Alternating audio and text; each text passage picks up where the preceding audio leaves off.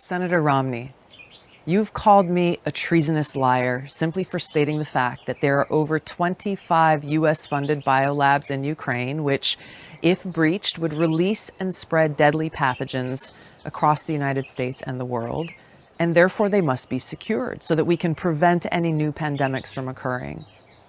Now, bizarrely, you claim that securing these labs, or even calling for securing these labs, is treasonous and will lead to a loss of life, when the exact opposite is obviously true. The spread of pathogens is what will cause the loss of life, not the prevention of such a spread. So, Senator Romney, please provide evidence that what I've said is not true and treasonous. And if you cannot, you should do the honorable thing: apologize, resign from the U.S. Senate. Evidence of the existence of these biolabs in Ukraine, their vulnerability, and therefore the need to take immediate action to secure them is beyond dispute. Just the other day, the State Department's Victoria Nuland acknowledged that these labs that contain dangerous pathogens exist in Ukraine in her testimony to the U.S. Senate.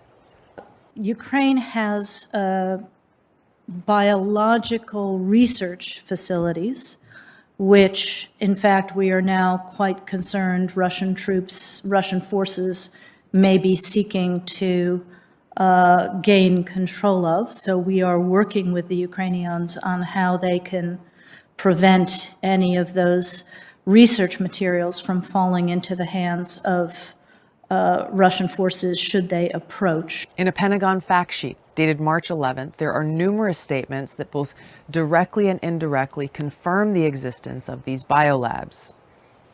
The United States, through BTRP, has invested approximately $200 million in Ukraine since 2005, supporting 46 Ukrainian laboratories, health facilities, and diagnostic sites.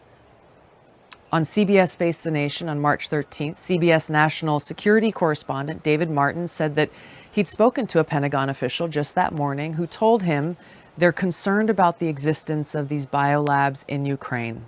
The concern is that the Russians will seize one of these biomedical research facilities that Ukraine has, where they do research on deadly pathogens like botulism and anthrax, seize one of those facilities, weaponize the pathogen, and then blame it on Ukraine and the U.S. because the U.S.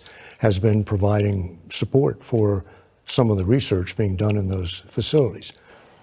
Now, in April of 2020, in refuting Russia's accusations that the U.S. was using biolabs in Ukraine to develop biological weapons, the U.S. Embassy in Ukraine acknowledged that there are U.S.-funded labs in Ukraine working with pathogens for vaccines and other peaceful purposes.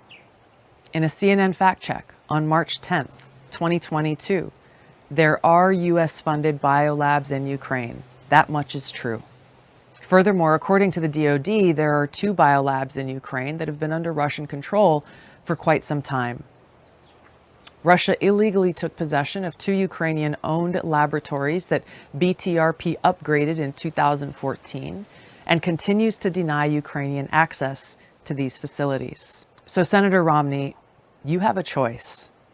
Out of pride, continue to deny the truth, or admit that you're wrong, apologize, and resign.